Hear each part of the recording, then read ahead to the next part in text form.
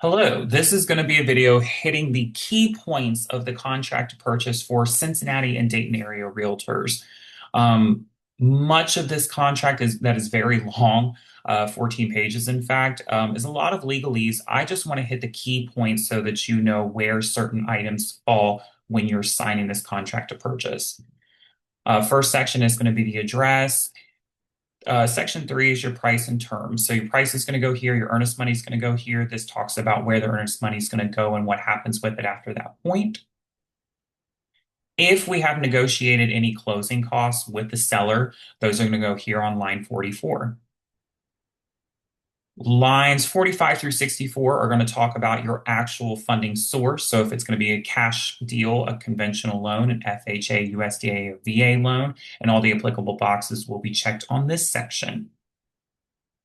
This next part from 74 through 90 is going to talk about what comes with specific timeline and dates as it pertains to your financing. So if you're financing the property, we're going to want to indicate whether or not you're contingent upon selling your existing home, if it's attached with your pre-approvals attached with this offer, and how many days we have to obtain your intent to proceed, your conditional approval, and your clear to close. And your lender will go over what all of that means with you. Next section is the appraisal contingency. You're able to be released from this contract in the event of a poor appraisal. Inclusions and exclusions of sale is just going to be everything that's included with the property, all fixtures, appliances, and so forth, and then anything that's specifically excluded.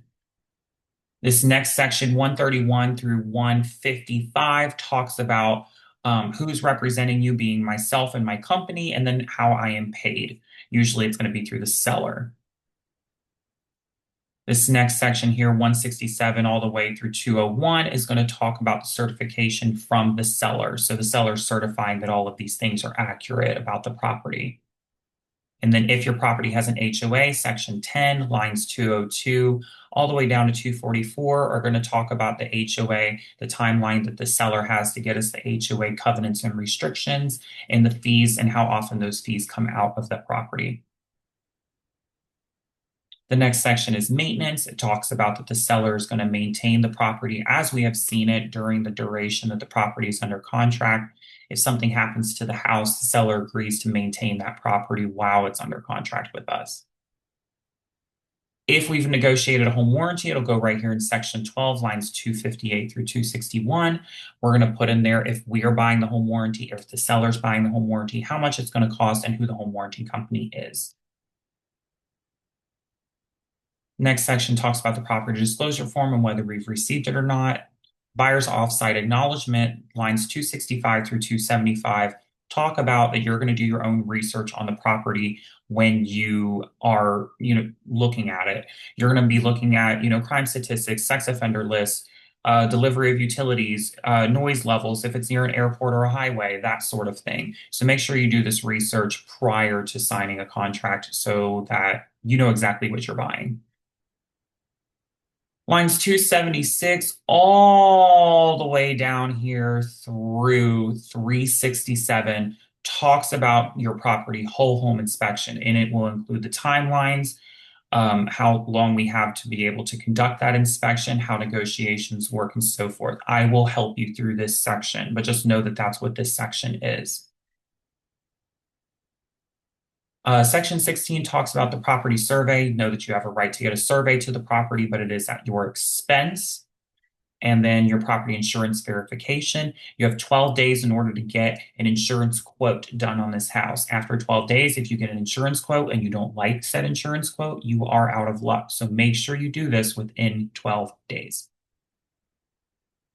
This next section talks mostly about the seller. Section 20, lines 407 through 421 talk about title insurance. I'm not an expert in what title insurance does. It does protect you against liens and encumbrances that could come about on this property, but please call the title company to learn more about what title insurance is. This next section, section 21, starting at line 428, talks about tax prorations.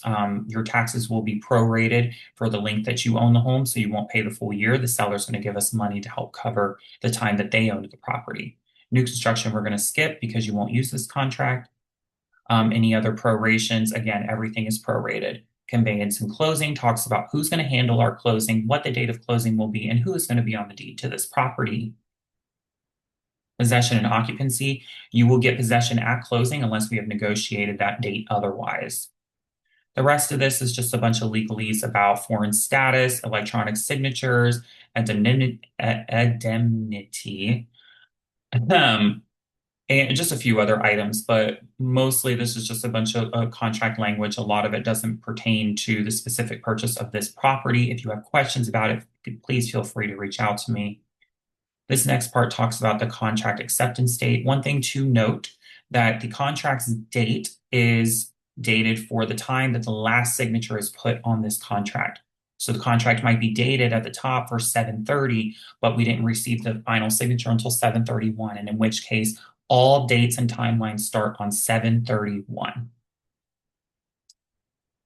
The rest of this talks about your earnest money receipt, whether the seller accepts, rejects, or counters our offer, and your final signature at the bottom with each representative's information.